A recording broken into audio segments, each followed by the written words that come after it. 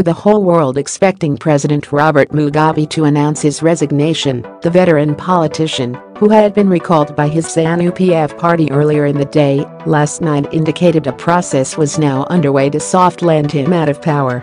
By Richard Chidza, reports indicated that Mugabe, who now remains state president, had cut a deal to resign with military generals a week after being confined to his private residence and hours after an extraordinary session of ZANU-PF Central Committee resolved to recall him and demanded his resignation by midday today. The operation also led to the detention of a host of senior party leaders linked to a faction of the ruling party known as G40.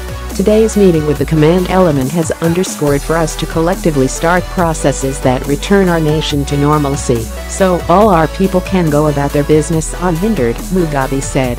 Section 96 of the Constitution provides that the president may resign his or her office by written notice to the speaker, who must give public notice of the resignation as soon as it is possible to do so, and in any event within 24 hours.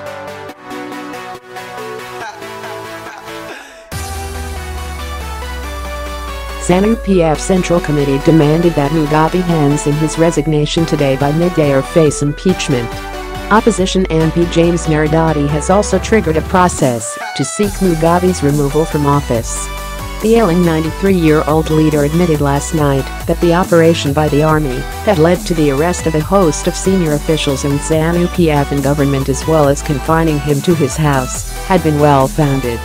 The operation mounted by Zimbabwe Defense Forces in the week that has gone by was triggered by concerns arising from their reading of the state of affairs in our country and the ruling ZANU-PF party. Whatever the pro and cons of the way they went about registering those concerns, I as the president of Zimbabwe and as their commander-in-chief do acknowledge the issues they have drawn my attention to, and do believe that these were raised in the spirit of honesty and out of deep patriotic concern for the welfare of our country, Mugabe said. Mugabe also acknowledged demands by citizens for him to step down following countrywide demonstrations on Saturday, but came short of announcing his retirement. He also denied the military had staged a coup d'état. The operation I have alluded to did not amount to a threat to our well-cherished constitutional order, nor was it a challenge to my authority as head of state and government, not even as commander-in-chief of the Zimbabwe Defense Forces. The command element remained respectful and comported with the dictates and mores of constitutionalism, he said, but added a few incidences may have occurred here and there, but these are being corrected. Mugabe added that his engagement with the security bosses had created a fresh sense of collegiality and comradeship binding the various arms of the security establishment. He said factional fights in ZANU-PF over his succession had reached unacceptable levels.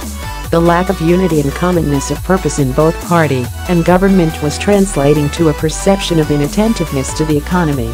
Open public spats between high-ranking officials in the party and government exacerbated by multiple conflicting messages from both party and government made the criticisms leveled against us inescapable. All this has to stop as we inaugurate a new work culture, the former ZANU-PF leader said. Mugabe also accepted the importance of war veterans to ZANU-PF after a fallout with the former fighters over succession and admitted that the party was failing in its rules and procedures, but argued retribution would not resolve issues. The way forward thus cannot be based on swapping via cliques that ride roughshod over party rules and procedures. There has to be a net return to the guiding principles of our party as enshrined in its constitution, which must apply fairly and equitably in all situations and before all members.